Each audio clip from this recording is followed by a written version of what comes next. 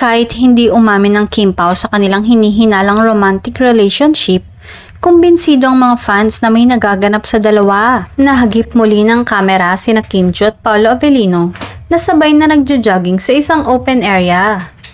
Nirepost ang video mula sa isang netizen kung saan mapapanood na magkasamang tumatakbo ang dalawa, kasabay ng iba pang nagja-jogging.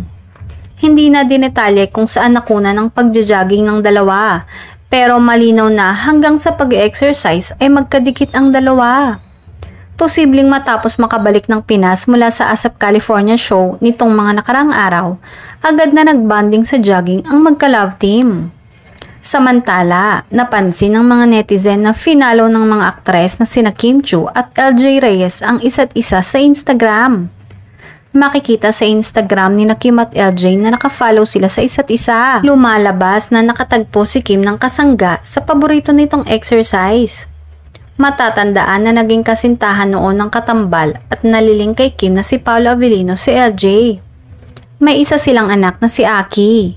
Sa ngayon, masaya na ang buhay pag-ibig ni LJ sa asawang si Philip Evangelista. Sina Kim at Paolo naman ay tila approve na approve sa aktres ang relasyon ng dalawa.